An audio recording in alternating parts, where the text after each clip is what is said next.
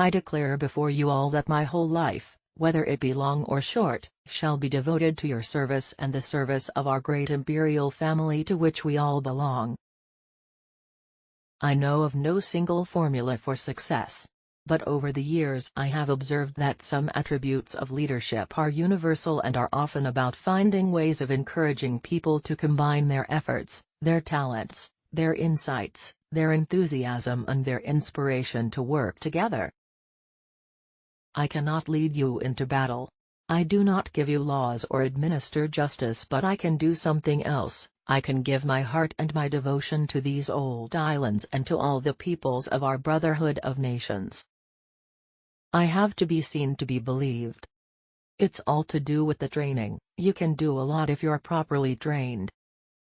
The lessons from the peace process are clear. Whatever life throws at us, our individual responses will be all the stronger for working together and sharing the load. I have in sincerity pledged myself to your service, as so many of you are pledged to mine. Throughout all my life and with all my heart I shall strive to be worthy of your trust. At its heart, engineering is about using science to find creative, practical solutions. It is a noble profession. These wretched babies don't come until they are ready. To what greater inspiration and counsel can we turn than to the imperishable truth to be found in this treasure house, the Bible?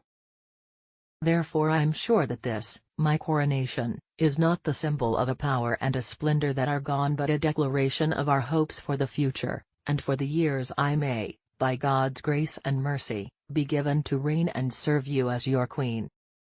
My husband has quite simply been my strength and stay all these years, and I owe him a debt greater than he would ever claim. The upward course of a nation's history is due in the long run to the soundness of heart of its average men and women. I myself prefer my New Zealand eggs for breakfast. To all those who have suffered as a consequence of our troubled past I extend my sincere thoughts and deep sympathy. With the benefit of historical hindsight we can all see things which we would wish had been done differently or not at all. First, I want to pay tribute to Diana myself. She was an exceptional and gifted human being. In good times and bad, she never lost her capacity to smile and laugh, nor to inspire others with her warmth and kindness.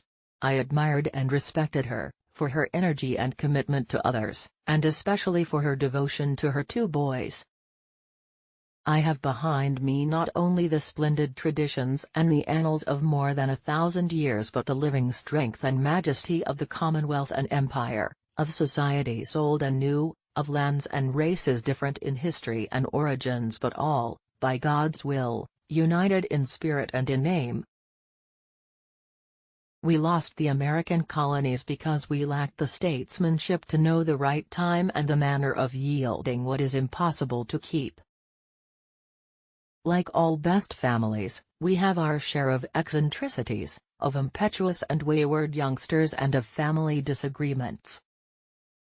No one who knew Diana will ever forget her. Millions of others who never met her, but felt they knew her, will remember her. For many, Christmas is also a time for coming together. But for others, service will come first. I have behind me not only the splendid traditions and the annals of more than 1,000 years but the living strength and majesty of the Commonwealth and Empire, of societies old and new, of lands and races different in history and origins but all, by God's will, united in spirit and in name.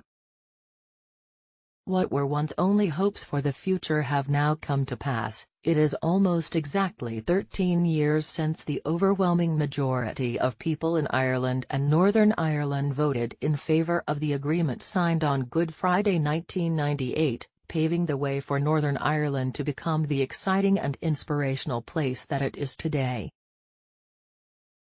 It is easy enough to define what the Commonwealth is not. Indeed, this is quite a popular pastime. Madam President, speaking here in Dublin Castle, it is impossible to ignore the weight of history, as it was yesterday when you and I laid wreaths at the Garden of Remembrance,